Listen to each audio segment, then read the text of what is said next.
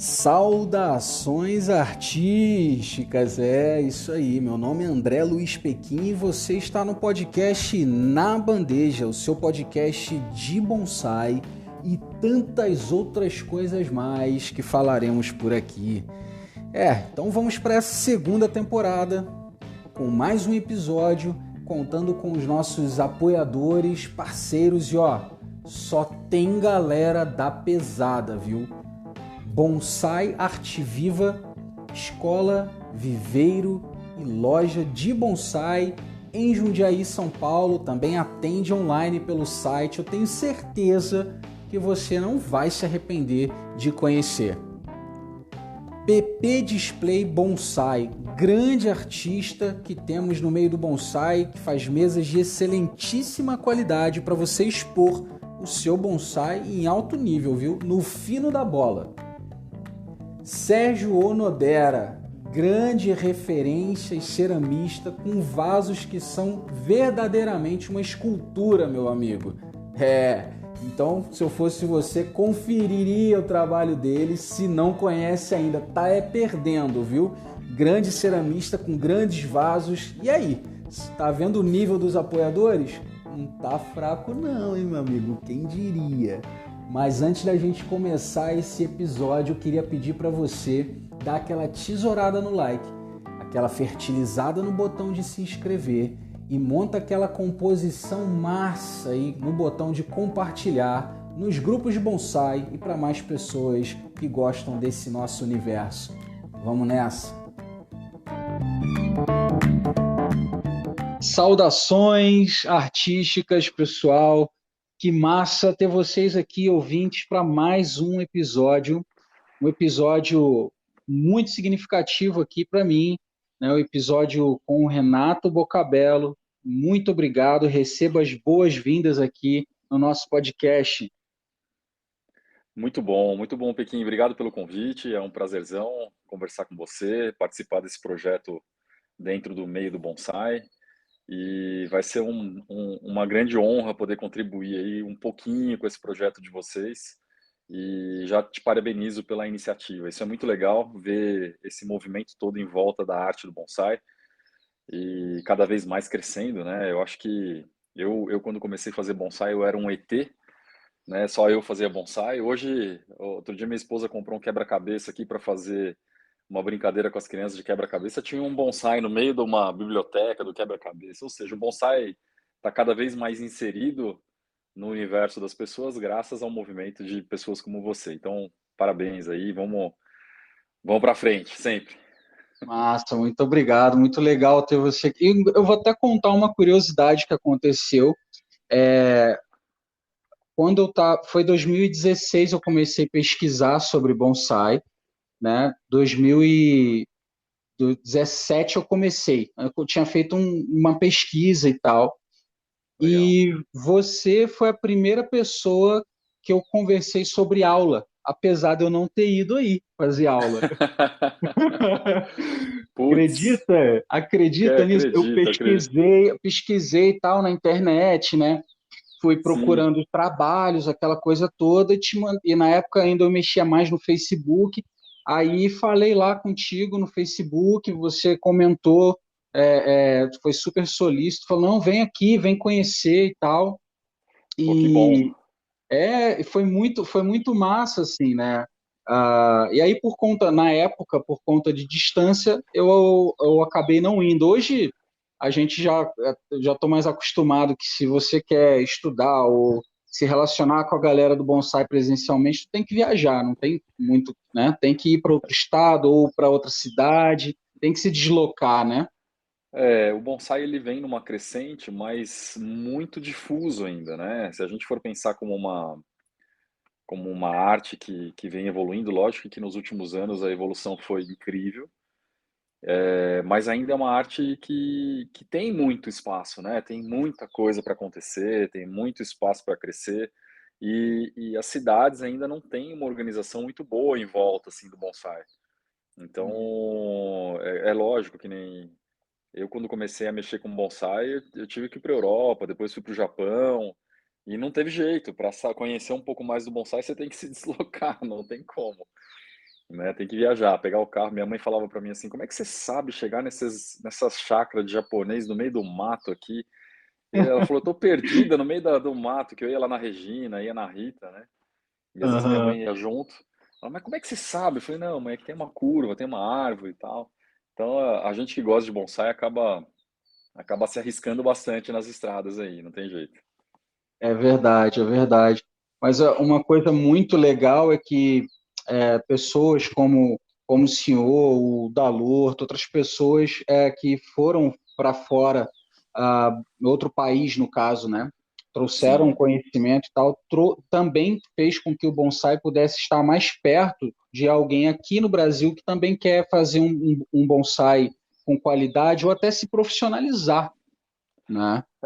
Eu acho que o processo do Felipe, né, do Dalorto, eu apoiei, sempre apoiei, desde que ele começou a carreira dele ali no bonsai, que ele estava indo lá estudar com o Mauro, porque é admirável você dedicar sua vida à arte, exclusivamente à arte, né?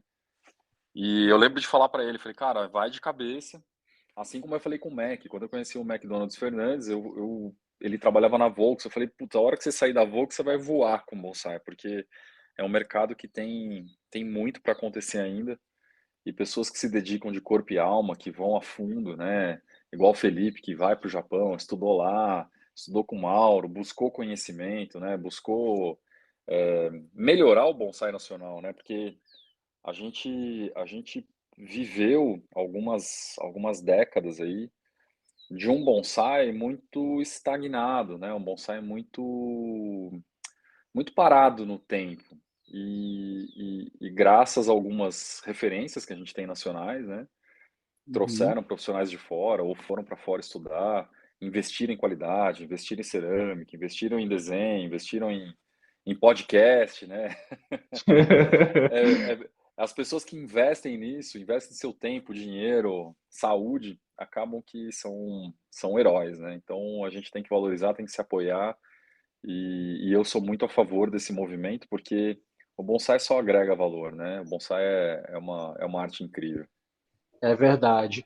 Mas assim, mestre, o que o senhor poderia ressaltar para a gente em relação a essas fases, né? Dessa época mais estagnada, com o que está acontecendo agora, qual seria o diferencial? É na acessibilidade somente ou também na prática ali, cultivo? O que mudou? Então, eu acho que eh, a gente hoje compreende o bonsai como uma arte, né? O bonsaísta que entra e se aprofunda um pouco, não precisa ser muito profundo, não, de uma forma até rasa. Ele já começa a entender que não é uma horticultura, uma filosofia de vida, né? Uhum, Isso foi uma das coisas que mudaram. E pensando na história do bonsai no Brasil, pensando em como o bonsai se desenvolveu, em como cresceu, um outro fator extremamente relevante foi o acesso à informação, né? A internet. Então, eu acho que quando a gente teve esse acesso à informação e o bonsaísta começou a compreender que é uma forma de arte, é uma forma de até autodesenvolvimento, porque ela envolve sentimentos, né? Então, quando a gente vai criar uma árvore, a gente vai construir uma árvore, a gente vai entender um pouco mais sobre esses sentimentos que a gente mesmo tem, né? E, e a gente ficou algumas décadas um pouco parado por uma falta de informação uhum, mais direta, mais real, no que a gente chama de horticultura do bonsai tradicional, né? Que é como você constrói aquele bonsai com regras, com padrões, que ele acaba perdendo um pouco aquela expressão, né? A gente perde um pouco a expressão da árvore. E o artista ele acaba se limitando muitas vezes, ele acaba ficando restrito muitas vezes uhum. às regras, né? Então, a partir dos anos 2000, mais ou menos, 2004, 2005, começou uma evolução do bonsai nacional nesse sentido, buscando o bonsai contemporâneo como uma arte fora dos padrões clássicos, né, japoneses. E aquelas regras, né, que todo mundo comenta, as pessoas que entram na internet vão pesquisar um pouco sobre bonsai, a primeira coisa que elas se deparam ainda são os estilos, são os tipos de vaso, é, os padrões que você tem que seguir, né? Até alguns livros importantes aí do John Naka, né? Que é um livro muito referenciado, ainda fala muito em padrões, e muito em estilos, muito em como você tem que seguir uma coordenada ali para poder fazer uma bela árvore. E na verdade hoje eu acho que mudou um pouco esse conceito, porque os professores de bonsai, né, as pessoas que ensinam bonsai, elas ensinam bonsai com um pouco mais de sentimento, um pouco mais de harmonia, um pouco mais de design, onde você valoriza naquela construção daquela árvore elementos da espécie, elementos que vão combinar com o vaso, elementos que vão combinar com o tipo de frutificação, flor, tamanho, né? Então você faz uma composição. E eu acho que essa quebra de referências assim foi muito importante. Começou nos anos 2000 com a entrada de alguns profissionais aqui no Brasil, né, vindo de fora, e só vem crescendo. E quando veio esse boom da internet, a partir de 2015, né, 2014, 2015, começou esse movimento da Facebook, Instagram e tal, aí sim houve uma mudança muito grande, né? Então hoje é compatível você ver, por exemplo, um profissional de bonsai, né, construir uma árvore numa faixa aí de 3 a 5 anos, né? O cara constrói ali um projeto, faz uma obra, né, nesse tempo. Uhum. Antigamente a gente falava em 30 anos, 15 anos. Então, hoje a gente tenta buscar algumas técnicas que ajudam na evolução, né, ajudam no crescimento da arte, e ao mesmo tempo trazendo naturalidade, né, expressão artística, leveza, né, e eu acho que os professores que se aprofundaram nisso foram fatores importantes aí para a gente poder arte como arte, né, não só como horticultura, como um objeto, né, porque a gente pode pensar o bonsai como um objeto, uma coisa estática, né, numa casa. Tem gente que me pede, às vezes, pô, eu queria ter uma planta numa piscina, do lado da minha piscina. E a pessoa tem na cabeça dela que o bonsai vai ser sempre aquele bonsai. Então, Verdade. né, a pessoa acha que ele comprou uma estátua, e não é bem isso, né? A pessoa comprou uma árvore. E a árvore, Sim. ela é viva, ela vai mudando, ela vai se remoldando, ela vai buscando dentro da natureza e genética dela e fisiologia dela o equilíbrio dela como uma árvore, né? Como um ser. Então, quando o professor compreende esses aspectos e começa a ensinar a partir disso, né? Claro, aplicando as melhores técnicas, aplicando as melhores práticas de cultivo, envolvendo rega, adubação, podas, etc. Aí eu acho que houve uma grande evolução.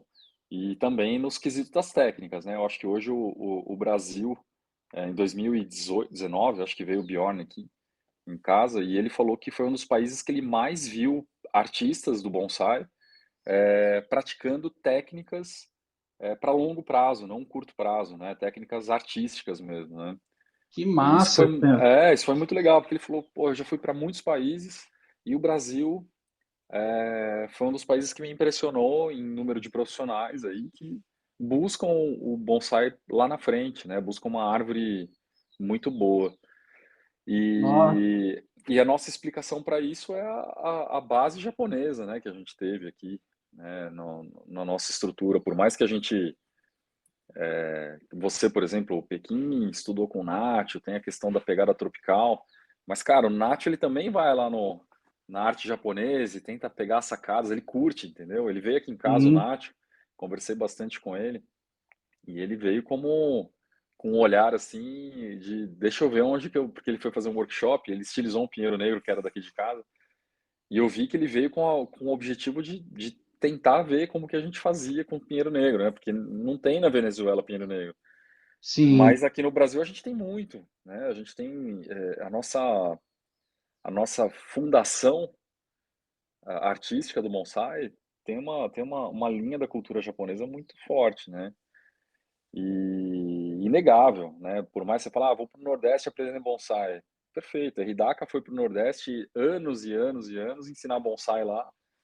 E lógico, deixou uma marca japa lá em cima, né? Por mais que sejam árvores tropicais, elas têm características do bonsai japonês. Então isso é muito legal, assim, a gente vê essa evolução e essa divisão de águas, né, com a informação. Hoje, ainda mais pensando no bonsai como um ensino à distância, né, fazendo as aulas online, mostrando trabalhos online com uma qualidade muito boa. Eu mesmo era descrente, eu sou um velho, né, então eu era meio descrente para isso. Eu falava: "Pô, mas como é que a gente vai ensinar bonsai online? Não existe isso". E, cara, é impressionante, porque as pessoas elas têm aquele medo, né? "Ah, eu vou começar a mexer com bonsai, eu tenho medo de mexer". E aí a hora que ela te vê trabalhando uma planta na frente dela, mesmo pela televisão, ela: "Pô, eu vou mexer, vou fazer", e faz, né? Isso é muito legal. Verdade. Isso aproxima, né? Não é a mesma coisa, óbvio, que uma aula presencial, mas isso aproxima mais. Então, hoje, a ferramenta online, para mim, ela é como uma literatura, como um livro, né? Como uma revista, como um vídeo, né? Quando eu tinha, na década de 90, por exemplo, eu caçava os vídeos, vídeo aula, e tinha umas fitas cassetes com aulas do Kimura, aulas daquele outro lá, fugiu o nome dele também, que trabalha com Junípero no Japão. Então, pô, assistia os vídeos em japonês, em fita cassete. Se bobear, eu tenho alguma coisa aqui ainda guardada. Mas era muito legal, porque era o que tinha, né? Então, falar que eu não aprendi com os vídeos, lógico que eu aprendi. A gente aprende com tudo, né? Aprende até em podcast, Sim, aprende até em qualquer coisa. é Então, verdade. Tem um amigo aqui que então ele tinha um VHS do Tramujão, do Tramujas. Aí, isso, bem, esse é é, famoso, com um esse é, buchão na cara. frente, assim, É, é uma pegada é uma, a organização do curso, trilha sonora bem Telecurso 2000, isso, assim. isso. Com aquelas Muito legendas em bom, amarelo, né? Que você fala assim, pô, muito parece que eu tô bom. assistindo Star Wars, né? Dos anos 90. E era engraçado que, assim, a gente pegava, por exemplo, essas plantas, né? Que nem essa do Tramujas, esse VHS do Tramujas, tinha buchos na frente, num vaso oval, mas que a borda fechava. Se pegar essa planta hoje, é uma planta desatualizada, né? Mas na época eu lembro que eu falava, caralho, que planta linda, que puta, que bonsai maravilhoso. Então, a própria visão do Tramujas mudou, né? E, e os profissionais Verdade. foram mudando junto, né? A gente foi pensando em se atualizar. Então, eu vejo assim, as pessoas que buscaram se aprimorar, buscaram melhorar a técnica, buscaram olhar, né, o bonsai como uma arte em evolução, evoluíram muito, né? E a gente tem grandes referências hoje. O Brasil é um dos países que tem um número de bonsaístas enorme, né? Não dá para contar. Antigamente a gente contava na palma, numa mão, quem que era a referência no bonsai. Hoje em dia não. Hoje em dia, se eu falar para você em nomes, eu não consigo contar mais, porque para cada estado existem pessoas que fazem ou constroem árvores incríveis, né? Então, hoje o número é muito grande. Graças a Deus, está muito grande. É verdade, muito maior. É legal essa conversa porque, conforme o senhor foi falando, assim, eu fui percebendo o quanto é interligado, né, a- as épocas e as pessoas também nessas épocas. Então, o que a gente tem hoje, que a gente pode considerar ali como um avanço do próprio bonsai acontecendo, está muito interligado com quem estava antes ali pavimentando, né? Sim, sim. Nossa, muito interligado, muito É, legal. Isso eu acho importante, assim, principalmente para mim, né, um bonsaísta mais novo, porque sempre ajuda a trazer a memória, tipo, poxa, tudo isso também rola porque muita gente lá atrás, até com pouquíssima informação, estava é, trabalhando, né? o que aconteceu no bonsai, que é uma coisa que eu sempre brigo para que não aconteça e não continue acontecendo em alguns casos, são os preconceitos, né? Então, por exemplo, você pega um cara novo hoje que vai começar no bonsai, ele vai, com acesso à informação que ele tem, ele vai olhar lá Ryan Neal, vai olhar plantas da Coreia, Vietnã, enfim. E aí ele chega em, às vezes, bonsaístas que são mais antigos, né? São até idosos, às vezes. Eu tive essa experiência com o Mário Leal. O Mário Leal foi um grande amigo meu, já é falecido, mas foi um grande amigo meu. E eu tive pessoas que chegavam para mim e falaram assim: não, mas o Mário não é bonsaísta, ele não sabe fazer bonsai. Eu falei: como assim? O que você está falando? Tá falando merda, né? O Mário Leão é um dos bonsaístas mais antigos que tem no Brasil, respeita, né? Respeita a história. Porque quando você sai um pouco dessa esfera de que tudo é técnica, tudo é demonstração, tudo é fotografia, né? Você sai dessa ótica e você vai para uma ótica um pouco mais afastada e você percebe que existiu uma origem e essa origem ela é muito importante e você não pode desmerecer, né? Você não pode deixar de honrar essas pessoas. É importante porque a próxima geração que vier, lógico que as técnicas vão evoluir, lógico que as plantas vão evoluir, e a gente que está hoje fazendo bonsai, a gente está construindo parte do futuro do bonsai, né? Então, é inevitável que no futuro pessoas vão falar, ah, mas cara, você está fazendo a técnica errada, ou aquela pessoa ali faz o bonsai, mas é mais ou menos. É muito importante você olhar o contexto todo, né? Porque o contexto ele envolve a história. É igual você ir num chefe que vai fazer comida grega esperando comer hambúrguer americano, entendeu? Sim. E aí o bonsai da pessoa, ele demonstra, né, a história da pessoa. Então, por mais que sejam árvores, às vezes, que são mais simples de trabalho, mas são árvores que demonstram a história, são árvores que demonstram o processo.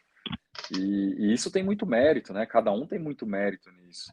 Você não pode desmerecer, né? E o bonsai está indo nesse sentido, onde cada espaço, cada território, cada região acaba expressando ali dentro das suas árvores um bonsai um pouco diferente um do outro, né? Muito legal isso. A sua trajetória, assim, o início, ela se deu quando? Então, eu comecei o bonsai quando eu era adolescente, eu tinha 16 anos, e eu aprendi bonsai com um livro, né? Na época eram livros, não existia a informação que a gente tem hoje. E eu estava no pátio do colégio, eu estava, na verdade, no corredor do colégio, e eu estava olhando um ipê rosa, todo florido, assim, e aí meu professor de literatura, e eu não era bom aluno na época, né? Eu era um cara meio preguiçoso. E meu professor de literatura falou assim: pô, o que que você tá olhando aí, Boca, né? Olhando o pátio ali. Eu falei, pô, professor, imagina um bonsai de uma árvore cheia de flor assim. Aí ele olhou para mim e falou: pô, você gosta de bonsai? Eu falei: ô, professor, você sabe o que é bonsai? Ele falou: eu sei, eu gosto, eu cultivo bonsai, eu tenho uma coleção. Puta, aquilo abriu meu olho. Eu falei: não, legal. Ele falou: amanhã eu vou te trazer uns livros. Aí ele trouxe alguns livros.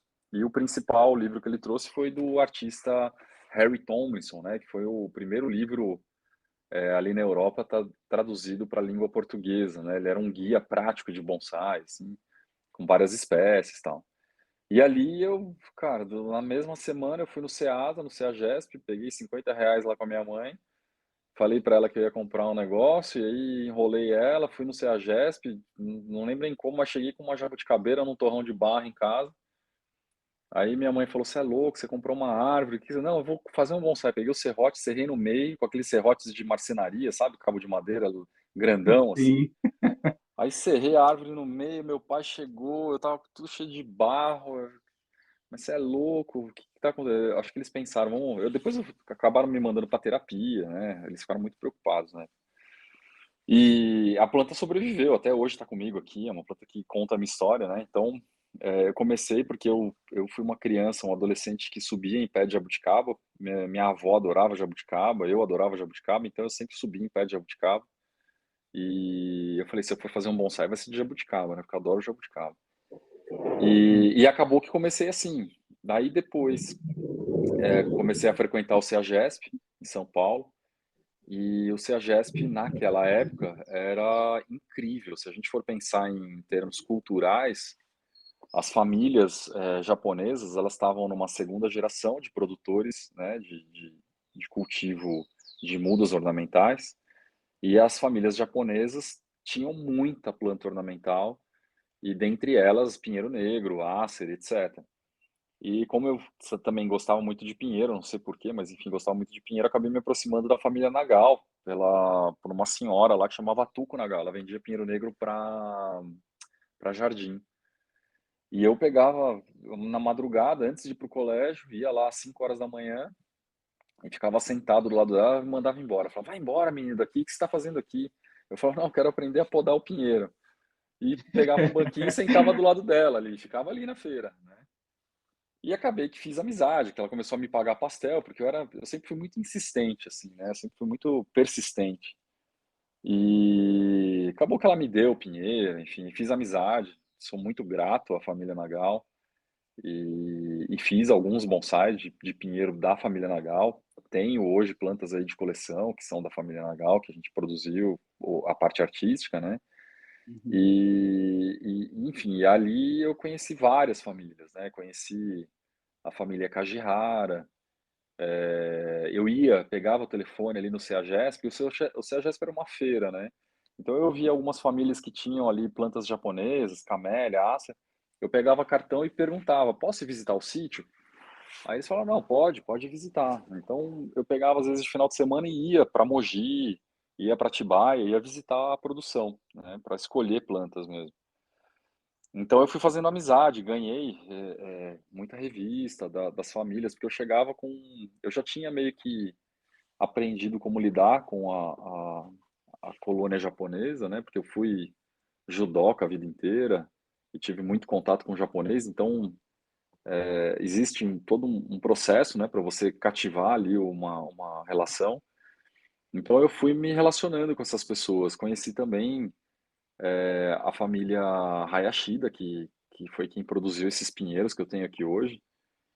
Enfim, fui conhecendo as famílias. E quando eu fui para Londrina, foi onde eu conheci a pessoa que eu intitulo de meu mestre, né? Que é o mestre Takashima, tá vivo, tá com 102 anos, morando em Brasília. E por que mestre, né? Tem gente que fala, mas ele era a pessoa que tinha mais técnica de bonsai. Não, ele era a pessoa que expressava para mim a melhor relação com o bonsai, né? Ele conseguia ali demonstrar para mim o que era o bonsai de verdade, né? O que era essa arte, assim. E foi muito difícil, porque quando eu voltei da Europa com outras técnicas, né? E acabei vendo que o Brasil estava atrasado, ele foi uma das primeiras pessoas que eu tinha que falar, Takashima-san, tem que aramar, tem que tracionar, tem que torcer. E ele não, primeiro galho direita, segundo galho fundo, terceiro galho esquerda, mais ou menos tantos graus cada galho, tamanho tanto, proporção tanto. Então, foi difícil, assim, eu tive que fazer um bonsai diferente e ele admirar esse bonsai para eu poder ganhar mais respeito dele ainda, né? E quando eu consegui fazer isso, que ele conseguiu entender que eu estava fazendo um bonsai diferente, mas com muita emoção, realmente a gente criou uma conexão muito grande, assim, eu saía da faculdade e eu ia da faculdade ia para casa dele, ajudava no jardim, às vezes almoçava, jantava junto, enfim, é uma pessoa que eu aprendi demais, assim, demais, demais. Então, por isso que eu falo, às vezes a melhor técnica ou a técnica mais avançada não vai vir do mestre, né? O mestre ele vai te dar a essência da coisa, a paixão pela coisa, o amor ali.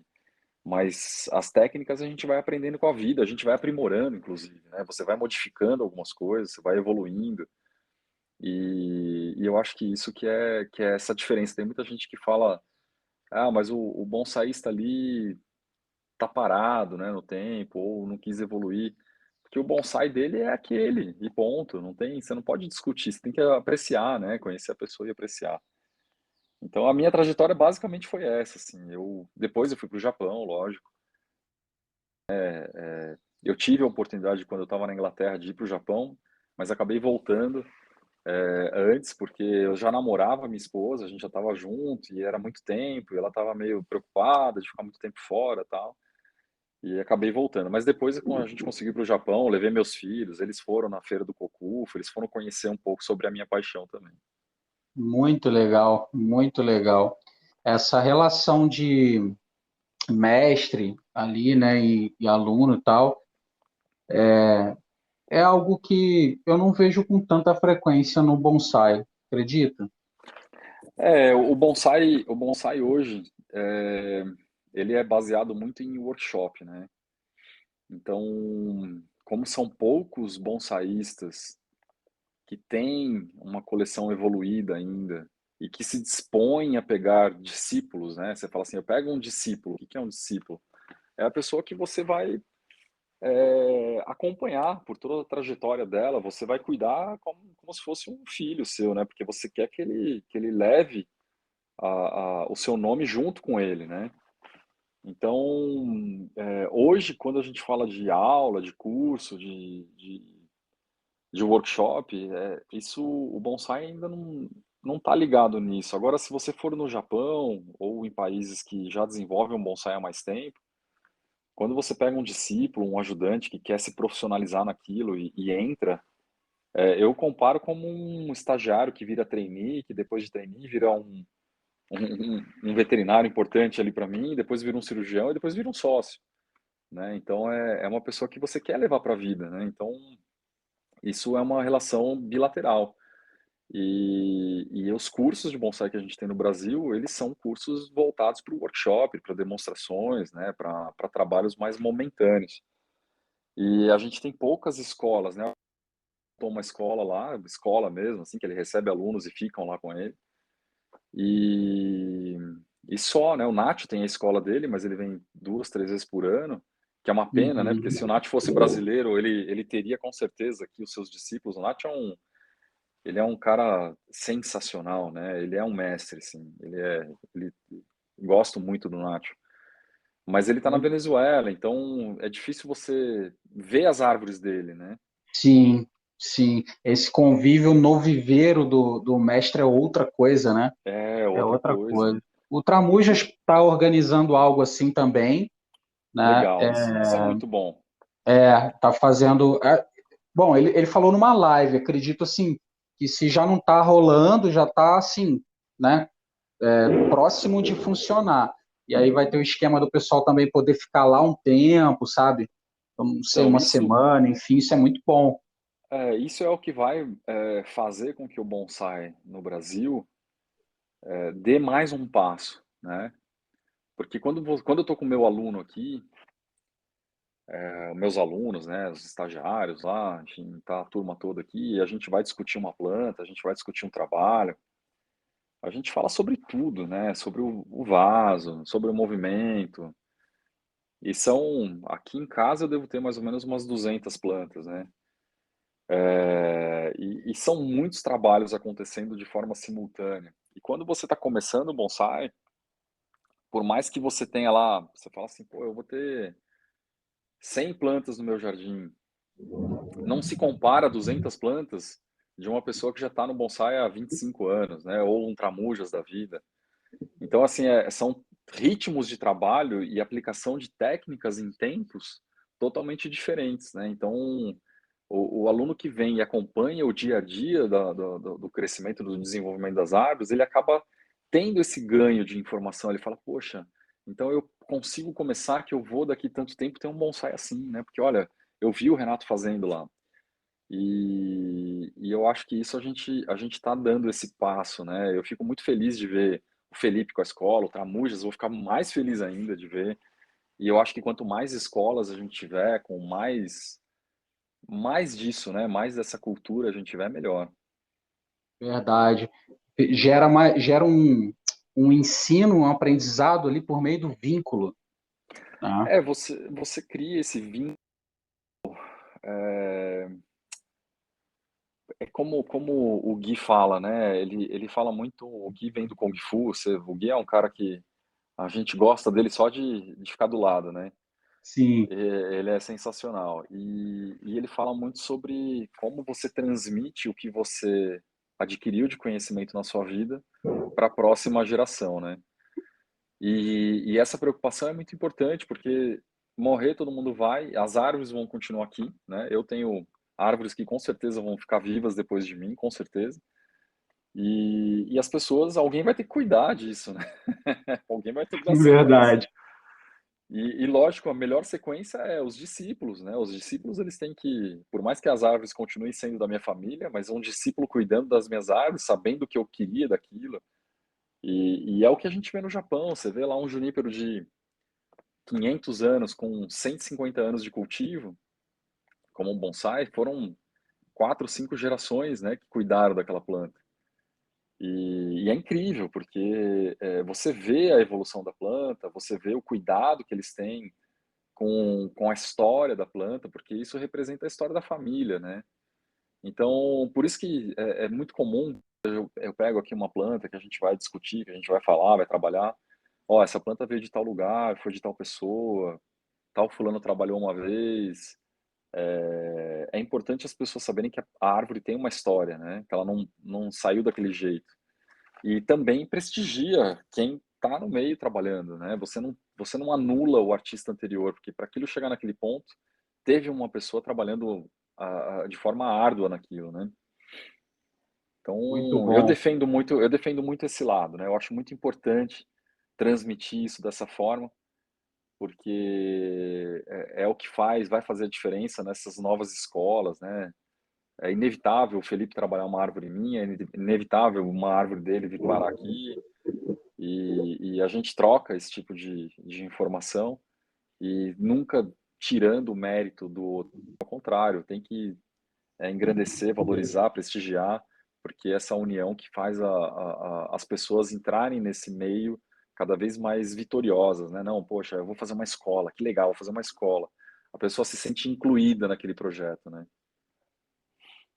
Perfeito, perfeito. Eu tive aí, né, e pude ver o clima de vocês, é muito legal, a forma, né, de como acontece a sintonia, as tarefas, né, tudo muito Sim, claro, o pessoal, tipo, eu me senti assim, num ambiente que flui, sabe? Todo mundo sabe ali o que tem que fazer, né, tipo, com as sim, suas isso é muito legal, né? Porque o viveiro tem uma rotina, o mestre tem uma rotina, e sim, as pessoas vão aprendendo ali por meio dessa rotina e, ao mesmo tempo, conhecendo preferências ali do mestre e tal. Isso é legal, porque na continuidade dessas árvores, elas vão acontecendo de modo genuíno, eu acredito, de maneira mais genuína, né? sim, Muito sim. legal, muito E é legal. interessante que às vezes eles mesmos eles não. Eles falam, nossa, mas você vai fazer isso aqui? Você vai plantar nesse vaso, ou você vai podar aqui? Fala, pô, mas calma, vamos lá, vou explicar o porquê. E a gente sempre dá um passo para trás, discute, e eles já desenvolvem um trabalho deles também, né? Eles têm que ter uma rotina deles, não só ficar atrás de mim, né? Então eles têm as obrigações deles. Olha, essa planta aqui é responsabilidade tua. Se você fizer errado, eu vou brigar com você, presta atenção. Massa. Então, é muito interessante. E eles convivendo aqui no meu jardim, e eles vendo as plantas evoluírem, é bonito ver o orgulho na cara deles, sabe? Porque eles, quando a gente faz uma foto, quando a gente faz uma apresentação de alguma árvore, e eles fizeram parte daquela preparação, daquele trabalho, porra, eles morrem de orgulho, né? E isso é muito legal, né? Eu acho que essa interação é onde a gente consegue semear, né? A gente está semeando. No bonsai a gente não está colhendo frutos ainda, a gente está semeando. Então, semear dessa forma, com esse tipo de qualidade de trabalho, nossa, para mim é incrível. Eu sou muito grato a ter hoje essa possibilidade de trabalhar às quartas-feiras aqui e ter essa equipe que vem aqui e trabalha junto comigo. É muito, muito legal. Muito legal. São 5. Hoje, sim, hoje é o Gui, né, o que é o mais velho. Aí tem o seu Taba, que é o segundo. O William, bombeiro, o William Moraes.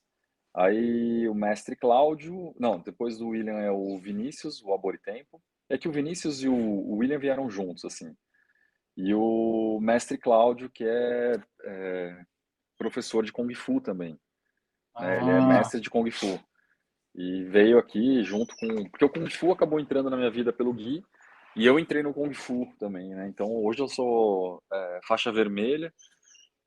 Tô querendo daqui 1 ano e meio começar o Kung Fu de verdade, que é a faixa preta. E também é muito legal. O Kung Fu é uma filosofia de vida, né? É uma arte incrível, com parte física também muito boa. Então eu só cresço com Kung Fu. E aí o Kung Fu entrou no bonsai também, não teve jeito. legal, legal. Aí tudo isso que a gente está falando é muito presente nas artes marciais, né? O vínculo, essa questão do mestre, né? Sim, eu acho que o Muito que deu massa. muito certo aqui com essa turma, que foi um processo, né? Eu abri o estúdio aqui em 2015 e o Gui começou em 2018. Então, assim, eu tive uma evolução antes. Mas eu acho que o que fez essa relação que você sentiu aqui é realmente assim ter um pouco dessa filosofia da arte marcial, de respeito, de cuidado, sabe, de interpretação com calma, com respeito, não porque, lógico, eu já tive pessoas que vieram aqui que queriam ser mestres, né? E demora. Né? Então, se a pessoa já chega com a ambição de que ela vai ser o mais foda da galáxia, essa pessoa tá com um pouco de arrogância. E a arrogância, ela cega, né? Então, o legal da arte marcial é que a gente sabe que, por mais que você seja lá faixa preta, quinto dan, você pode tomar um soco na cara e cair no chão, ser nocauteado, entendeu? Então, você tem que estar sempre alerta para entender o que está acontecendo, o que está vindo na sua direção. Você nunca pode estar cego e a arrogância te cega, né? Então, o bonito da arte marcial é isso, é você manter a humildade, você manter a mente aberta, porque as coisas mudam, a gente envelhece e lógico, sempre vem técnicas novas, sempre tem coisas que a gente pode aprender e evoluir. Mas, claro, evoluir em cima daquilo que a gente já tem, né? Que é toda aquela base, com toda aquela estrutura. Então, isso que você conheceu aqui, com essa organização toda, eu acho que vem muito da arte marcial, porque o seu Taba, que é o japonês, né? Ele é quinto dan de karatê. Ah, O, o William Bombeiro, ele é militar, né? Então ele tem toda uma, ele me chama de chefe. Às vezes é mestre, mas às vezes ele me chama de chefe, o chefe. E o Vini, que é o artista, né? O mais artista de todos aqui, que é o tatuador, ele é tatuador de tatuagem japonesa tradicional, né? Então, ele estudou muito a cultura japonesa, ele sabe várias coisas da cultura japonesa. Ele que quando a gente vai arrumar o tokonoma aqui, eu deixo mais ele, assim, Vini, faz uma composição legal aí pra gente montar, porque ele é um cara que gosta da composição, ele gosta da arte japonesa como um todo, né? Porque uma coisa que é muito interessante, Pequim, muito, muito interessante. Você quer fazer bonsai japonês, você tem que entender a cultura japonesa, mas não é entender a cultura japonesa indo na liberdade, né? Você tem que entender a cultura japonesa talvez indo até o Japão, né? Talvez indo ali nos alicerces das guerras, de como que eles tiveram a evolução social, porque como qualquer arte, se você vai falar sobre pintura, a pintura está relacionada à evolução social daquele país. A culinária está relacionada, assim como a culinária da França tem muita coisa do pós-guerra, a culinária do Japão também tem muita coisa do pós-guerra, e o bonsai do Japão também tem muita coisa do pós-guerra. Então, assim, você tem que entender esse contexto todo para poder entender a arte como arte, né? E aí você entra na questão da cerâmica, você entra na questão dos solos, nas exposições, como que você expunha uma planta, o porquê daquela exposição, o porquê daquela planta. Então é louco, assim, é longe, né? Esse é um caminho longo que você tem que fazer para poder compreender todo o processo. Então, muito cada bom. vez a gente aprende mais, né? A gente se aprofunda mais. Muito bom. A equipe se completa né, ouvindo tudo isso, né? O quanto Sim, é legal a troca, né? E é, o bonsai ele é muito vasto, né? Ele envolve outras artes juntas ali com ele, que faz, na verdade, ser uma única arte, né? Que faz ser bonsai em si, né? é, Mas olha só, cultura, né? O senhor comentou sobre ali, a questão cultural histórica, né? sim. Realmente, assim, praticar bonsai envolve, não é uma obrigação conhecer tudo isso, mas é muito edificante conhecer tudo isso, né? Aos Isso poucos, né? não é que é uma obrigação, né? Pelo amor de Deus, não é um pré-requisito, né? Sim, Mas é que sim, conforme você vai entrando na arte, conforme você vai entendendo a arte, você vai buscando as origens, né? Porque quando você entender, você quer as origens para poder compreender o porquê aquilo chegou boa, ali, né? boa. Então, quando você começa a compreender e fala, pô, mas eu quero entender por que que eles fizeram dessa forma, né? Por que que os momijes, por exemplo, são plantados em bandejas rasas, né? E aí você começa a voltar no tempo, você começa a estudar a história. E aí, nessa compreensão, você dá mais um passo na evolução. Por isso que, assim, lógico, você vai começar o bonsai, não tem como você colocar lá no primeiro ano toda essa bagagem. Por isso que é legal, assim, o que eu falo aqui, né? A pessoa quer estudar bonsai comigo, eu falo, ó, em 3 anos eu te ensino horticultura, e as técnicas básicas. Você vai dominar isso. Em 5 anos, você vai conhecer um pouco do resultado que você aprendeu. E você vai ter um pouco de arrogância em falar que você dominou o bonsai. Em 10 anos, você vai falar, não sei nada, volta para trás, que eu preciso aprender tudo de novo. E Incrível, lá, muito e bom. lá quando você vai evoluindo, 15, 20 anos, você entende que é um processo de ida e volta, né? Você vai e volta, você vai e volta, você vai e volta. Porque o prazer de estudar arte é você compreender, né, essa trajetória. E é o que todo mundo fala e que muitas vezes pouca gente compreende, né? Que o prazer do bonsai é a trajetória, não é o resultado final. E isso tem vários contextos, né? Você tem várias formas de compreender isso. E lógico, assim, quem está começando no bonsai, a primeira coisa que ele quer é uma árvore pronta num vaso pronto. É isso que a pessoa quer. E é compreensível, né? Porque a vida hoje é assim, você tem tudo muito rápido, você forma tudo muito rápido. E quando você vai buscar ali uma coisa mais detalhada, mais refinada, com mais expressão, é inevitável você voltar, porque você vai parar num determinado ponto e vai falar assim, peraí, mas tem mais coisa, deixa eu voltar agora, sair um pouco dessa bolha e tentar entender um pouco mais. Então é inevitável, se a pessoa tem essa vontade de crescer, é inevitável que ela vá e volte nesse processo. Muito legal.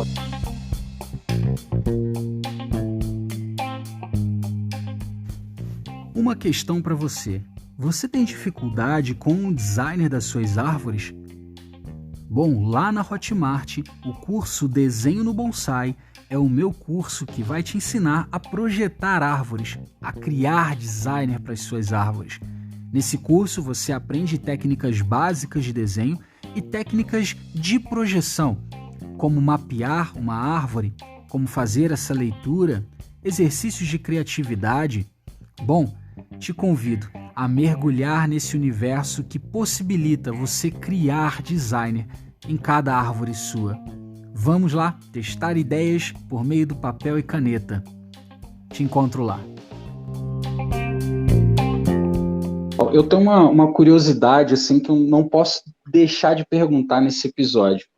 Sim, Eu tenho algumas manias aí, entre muitas, a de ficar, às vezes, setorizando, assim, tempos, né? sim, Eu acho que a gente está num tempo, o tempo do tokonoma, sabe? sei, sei. A gente não tinha isso, né? Teve aquele boom de workshop pelo Brasil inteiro, que foi.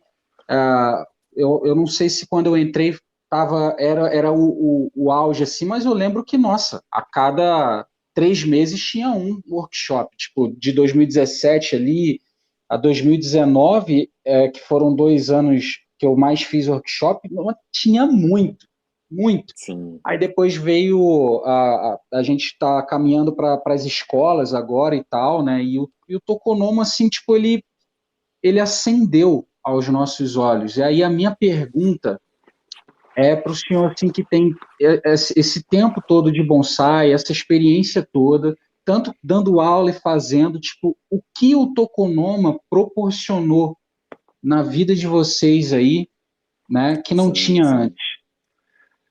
Eu vou voltar um pouquinho, porque quando eu montei o estúdio, a minha vontade era mostrar o bonsai para o Brasil de uma forma diferente, né? Hum, Lá 2015 eu falei, não, se eu for fazer, eu quero fazer um negócio direito. E quando você conhece fora do Brasil o bonsai, você conhece o bonsai e as artes correlatas, né? O bonsai ele não anda sozinho. A primeira arte que ele se conecta é a cerâmica, né? Então é algo que falta ainda muita coisa para desenvolver, mas enfim, o Brasil já evoluiu muito e continua evoluindo, mas é a primeira arte, né? Você fala assim, tirando o bonsai, a primeira arte é cerâmica.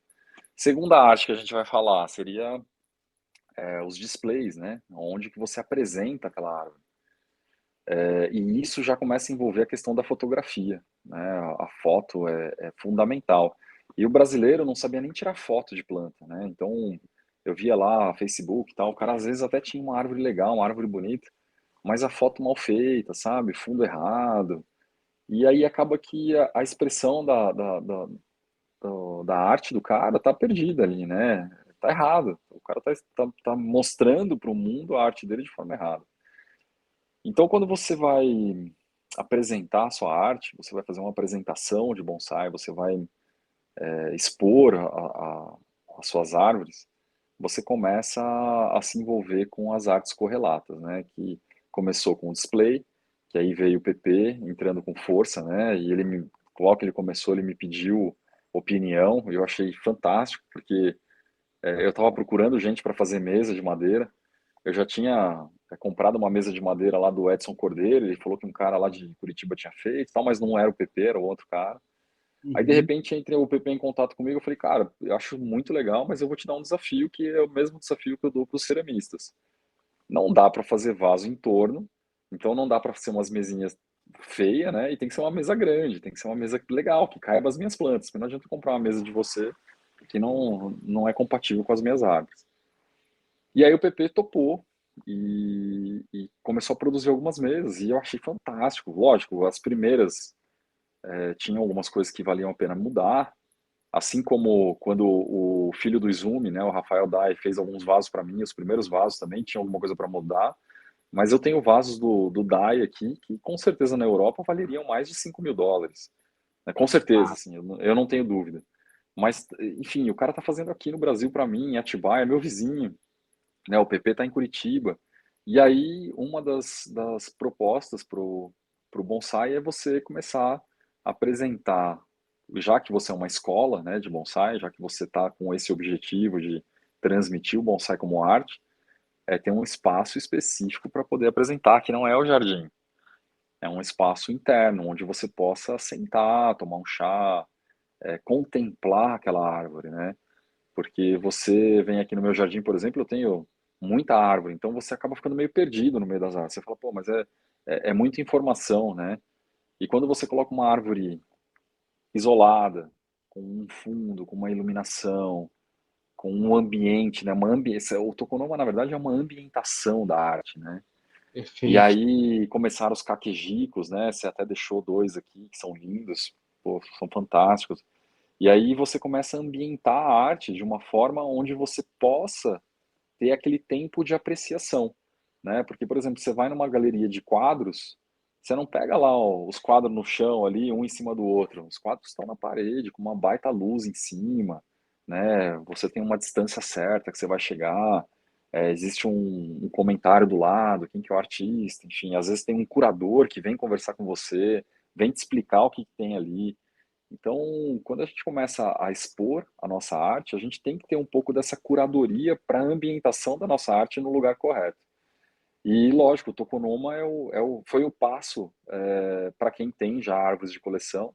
Eu acho que um grande objetivo de contemplação das árvores é ter um tokonoma, né? Ter um ambiente propício para você expor. Mas não precisa ser um tokonoma do tamanho do meu. Pode ser um lugar numa prateleira, pode ser uma mesa de centro, às vezes, que você consegue colocar a sua árvore ali numa. Mas você começa a buscar, a partir do momento que você tem uma árvore evoluída, numa qualidade técnica bacana, você começa a querer admirar ela, né? E aí você precisa de um espaço melhor.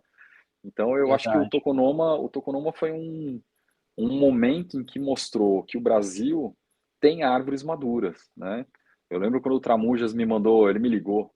Pô, Renato, o Mauro tava mexendo no junípero lá, que eu vendi um junípero lá pro Rio, né? Ele falou, pô, o Uhum. Mauro tá mexendo no Junípero e falou que o Junípero é quase nível europeu. Caralho, esse Junípero é um dos melhores que eu já vi na minha vida. Então, é assim, a gente já tem um nível que chama atenção fora do Brasil, né? E claro que essa composição faz com que a gente fique mais apreciável ainda, né? Então, eu colocar minha jabuticabeira no toconoma, com uma composição bacana, toda desfolhada, mostrando a ramificação, mostrando a qualidade do vaso, isso tudo, cara, faz uma diferença enorme, né? E eu lembro muitas vezes que vinha gente aqui e falava assim, pô, mas no Brasil não tem bonsai, o bonsai tá fora do Brasil, né? Fora do Brasil que tem bonsai, aqui no bonsai não tem, no Brasil não tem bonsai. Eu falava, não, no Brasil tem árvores incríveis, incríveis. Eu já vi árvores incríveis no Brasil. Só que você não consegue mostrar ela da forma correta, né? Então, a gente está nesse momento de mostrar, né? Com desenhos igual você está fazendo, com com artes correlatas, igual você e outros artistas estão fazendo também, porque a gente já tem essa competência dentro da nossa arte, a gente já sabe como mostrar, e o Tokonoma foi um reflexo disso. Que massa, que massa. Nunca tinha olhado por esse viés, nunca. Muito bom. E junto com isso vem Kusamomo, vem Suiseques, né? Enfim, as artes correlatas elas crescem junto com isso, né? Sim, exatamente. As exposições, o que o senhor acha das exposições? Acha que isso pode ajudar Sim, as também? exposições, na verdade, elas são o carro-chefe, né? As exposições, elas, mundialmente falando, são os carros-chefes. Você não consegue evoluir nenhuma arte sem exposição. Pô, Qualquer obra de arte que você vá querer evoluir ou vai querer desenvolver, você precisa ter eventos onde você vai mostrar isso, né?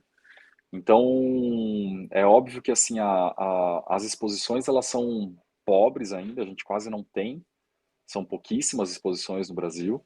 Eu vejo muito pessoal do Sul, que é um pessoal muito sensato assim nas exposições, fazendo algumas exposições legais, mas a gente deveria ter muitas outras, né? Muito mais eventos como esse para poder evoluir nisso.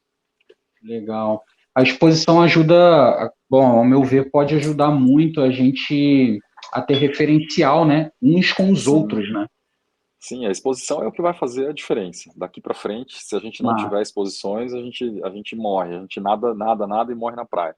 Então, ter uma exposição com uma referência nacional, onde você consegue precificar as árvores, você consegue atrair principalmente colecionadores, né?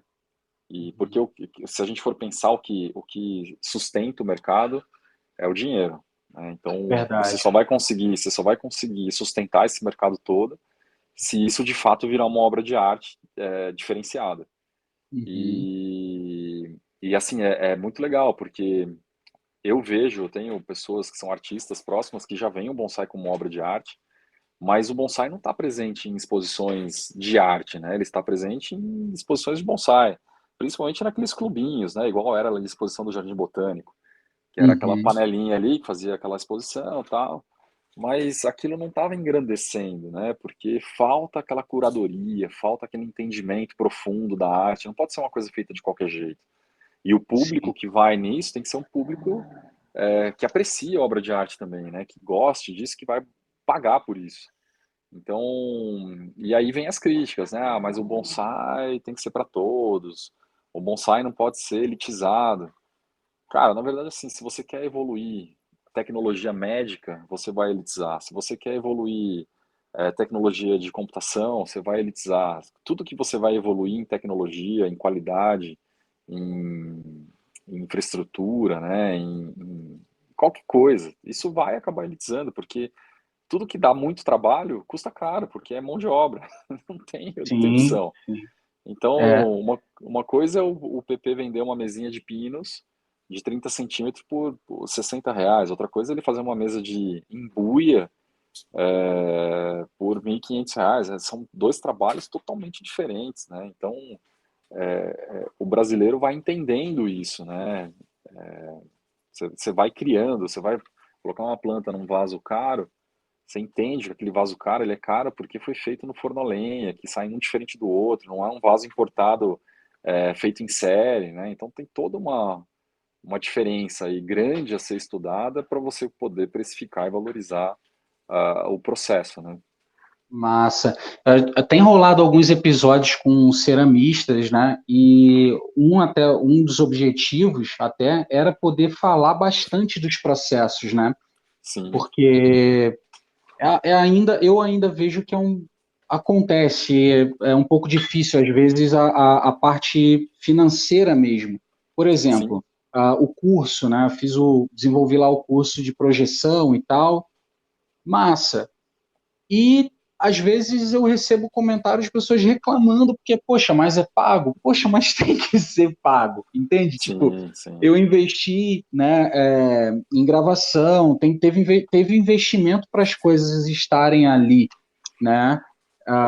E eu acho que isso com tudo, o ceramista, o processo, a lógico. matéria-prima, e muitas vezes, dependendo da arte ali, muitas vezes o que mais pesa para a pessoa que está fazendo é a intensidade e o tempo que ela precisa dedicar para que aquilo aconteça, Sim, né? sim. Às vezes não é nem o custo do material, né? Às vezes é o custo de tempo. É hora homem, né? Exato. Mas essa questão de precificação, de valorização, isso todo ramo tem, né? No meu ramo profissional veterinário é comum, era, né? Hoje em dia não é muito mais não, mas era comum chegar uma pessoa lá e falar assim, mas você ama tanto o bicho, você não pode fazer de graça aí para mim? Então, não. Apesar de amar a minha profissão, eu tenho custos, né? Eu tenho que cobrar pelo que eu faço. Isso que me faz ser Uhum. profissional, né?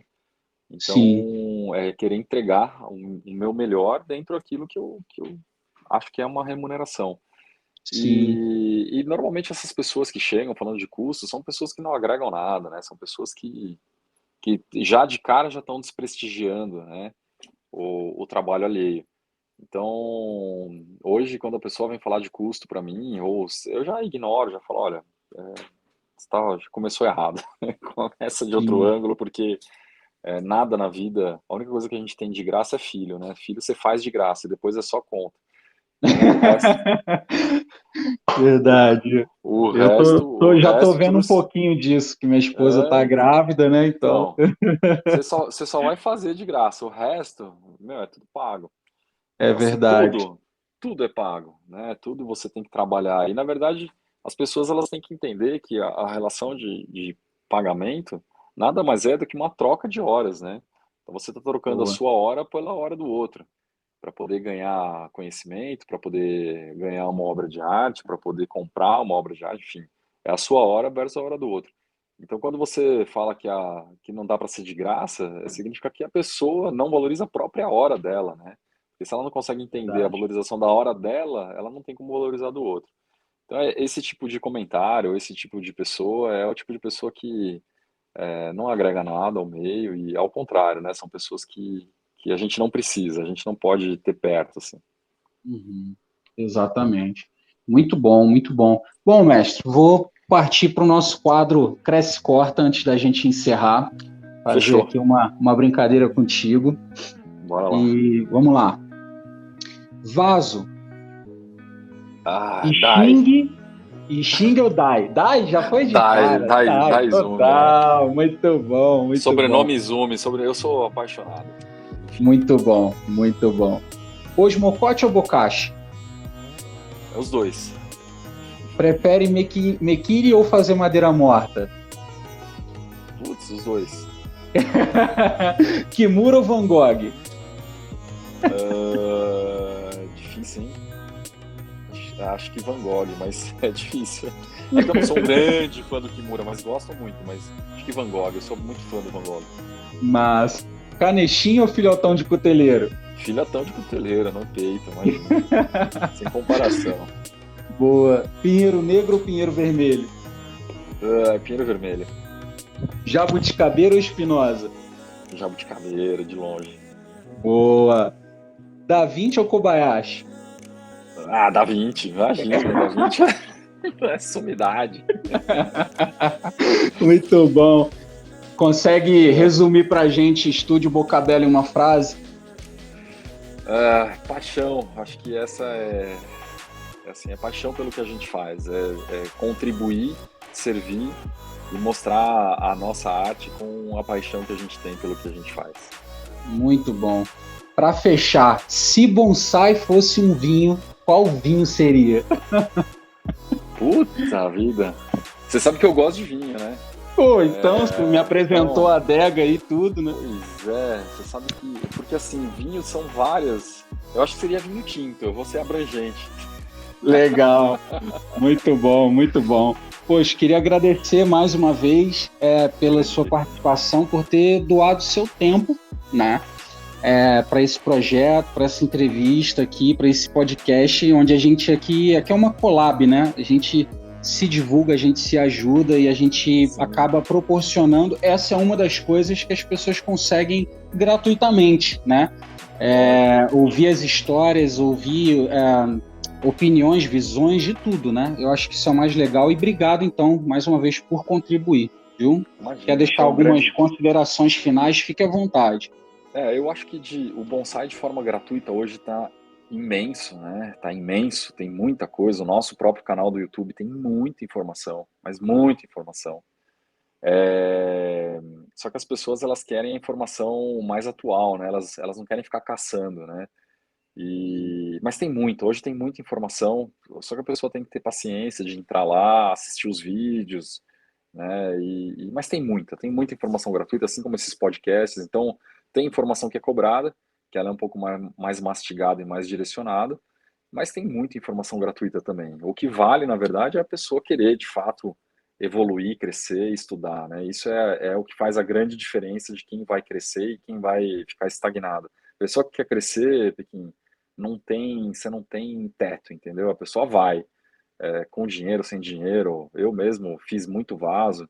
O bonsai para mim começou do zero, não tinha dinheiro, né? Não tinha nada de grana para isso e que virou o que virou. Então, pelo próprio bonsai, né? Então, quem não tem condições de pagar, vai estudar do mesmo jeito, vai valorizar, tenta buscar, caçar informação, porque tem muita coisa, muita coisa.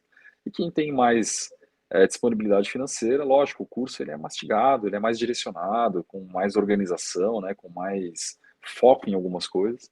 E você tem uma informação um pouco mais limpa, um pouco mais rápida, né? E dá mais trabalho para Legal. quem cria esse conteúdo também, óbvio. Legal. E como que o pessoal acha o Estúdio Bocabelo aí nas redes sociais? Estúdio Bocabelo, Instagram, Facebook e, se eu não me engano, o YouTube também.